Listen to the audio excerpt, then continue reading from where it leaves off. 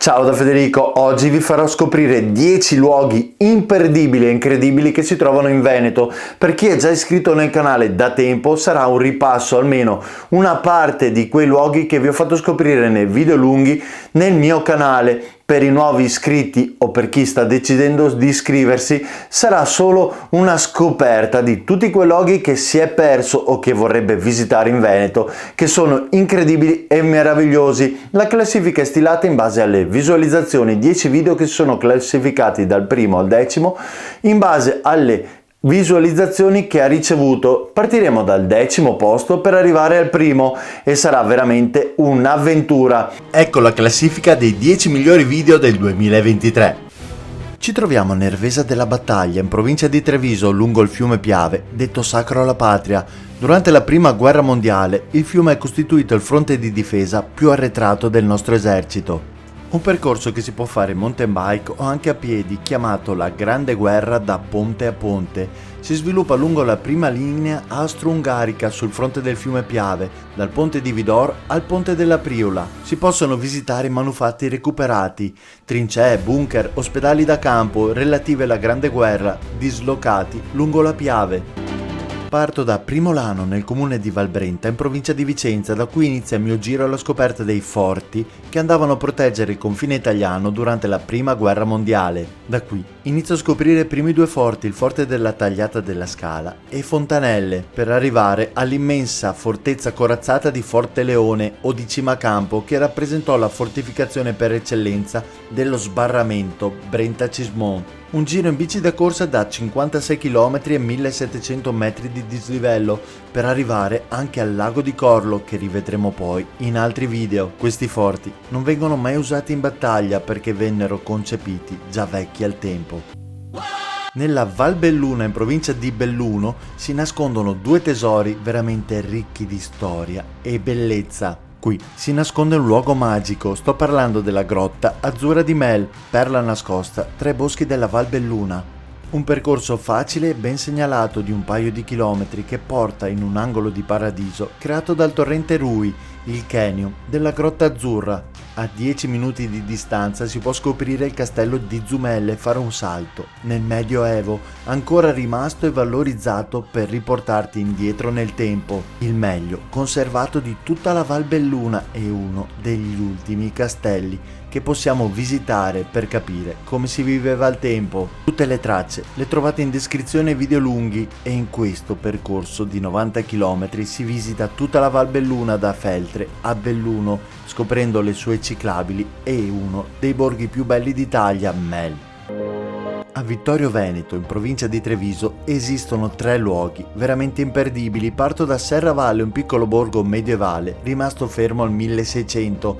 Da qui parte la scalinata per raggiungere il santuario di Sant'Augusta. Da qui, dalle pendici del Monte Marcantone, si ha una vista spettacolare su tutta l'altura del nord, sul centro storico e anche sulla laguna di Venezia. A una decina di chilometri di distanza si possono scoprire le grotte del Caglieron, un percorso adatto anche alle famiglie, un percorso che colpisce per bellezza e unicità, una serie di cascate che finiscono in piscine naturali, una grotta che è possibile visitare in tutta sicurezza grazie a delle pareti attrezzate con delle passerelle in legno che rendono il tutto molto suggestivo. Una cavità in parte naturale, in parte artificiale, attraversata dal torrente Caglieron su strati di arenaria e di marme del Miocene medio da 16 a 10 milioni di anni fa. Al 6° posto, Ostiglia Treviso, la pista ciclopedonale realizzata sulla ferrovia dismessa più lunga d'Italia, che taglia da un capo all'altro il Veneto, dalle mura veneziane di Treviso fino al porto di Ostiglia sul Po. Attualmente la parte ciclabile è di 70 km sui 116 previsti. Dove oggi metto le ruote della mia bici, un tempo c'erano 25 stazioni, 90 caselli, 40 tra ponti e viadotti.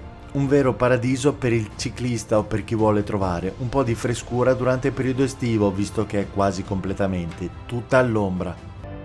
Pedalando nei Colli Ugani, che sono un gruppo di rilievi collinari di origine vulcanica, mi imbatto nell'eremo di Monte Rua, isolato dal mondo da 500 anni. Qui è vietato l'ingresso alle donne. ancora oggi è abitato da frati camaldolesi che vivono in clausura e ancora oggi vietano l'ingresso alle donne per evitare di cadere in tentazione. Poco distante si può scoprire la Villa Barbarigo, la piccola Versailles dei Colli Ugani. Tra le più spettacolari ville venete, il suo giardino è stato premiato come il più bello d'Italia ed Europa. Parto da Arsiero, in provincia di Vicenza, alla scoperta di una delle opere militari più grandiose e segrete poco conosciute, una strada camionabile militare da Crosara di Arsiero a Passo Coe, con gallerie, muri a secco di sostegno e ricoveri in caverna, e l'osservatorio stungarico di La Torosella. Qui ci troviamo nella strada della Cucca. Supero il confine veneto e arrivo in Trentino, in provincia di Trento. In Folgaria qui trovo la base Tuono, una base missilistica dell'aeronautica militare e della NATO che è stata attiva tra il 66 e il 1977 a 1543 metri sul livello del mare. È stata ristrutturata rendendola un allestimento museale unico in Europa dedicato al sistema missilistico Nike Hercules, testimone della guerra fredda.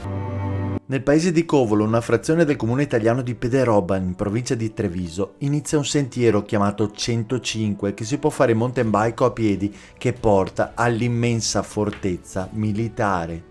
Ai piedi della cima del Monte Grappa troviamo la Galleria Vittorio Emanuele III, un'opera di fortificazione militare veramente grandiosa realizzata in soli 10 mesi. Una galleria di 5 km con un braccio principale di 1500 metri e numerosi rami secondari che portavano alle postazioni dei pezzi di artiglieria e delle mitragliatrici. Poteva contenere fino a 15.000 uomini con 72 cannoni e 70 mitragliatrici. Ancora oggi è possibile visitarla in determinati orari e giorni. Parto da Bassano del Grappa, una delle città più belle del Veneto, per andare verso la Val Brenta, il Canyon della Val Sugana, e dirigermi poi verso il comune di Arsie, in provincia di Belluno. Da qui vado a fare una salita veramente incredibile scavata nella roccia per raggiungere il lago di Corlo. Oggi questo luogo sembra un fiordo norvegese dove c'era l'acqua. Un tempo c'era il verde, i campi coltivati, le case, alcuni villaggi. Oggi è tutto sommerso. Qui, su un costone della vallata, c'è un piccolo paesino chiamato di Fumegai. Fu abbandonato 2 volte negli anni 70. Era completamente abbandonato fino a quando un ragazzo non decise di abitarvi trovando il suo paradiso. Uno dei luoghi più spettacolari del Veneto, ma da una storia veramente drammatica.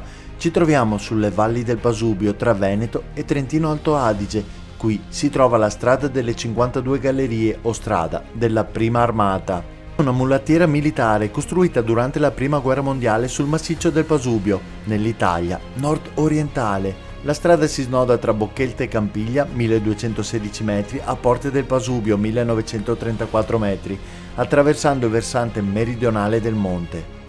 Ben 52 gallerie scavate durante la Prima Guerra Mondiale con pochi mezzi, pochi uomini, poche conoscenze e in pochissimo tempo un'opera ritenuta impossibile è diventata grandiosa grazie a dei ragazzi che avevano fretta di salire e portare rifornimenti a chi combatteva in prima linea. Volete scoprire qualcosa di più su questi 10 luoghi? In descrizione del video vi lascio il link del video lungo in modo tale da poterli scoprire a pieno. Se il contenuto vi è piaciuto lasciatemi un bel like, ci vediamo nel 2024 con nuove avventure veramente spettacolari. Un abbraccio a tutti, ciao da Federico!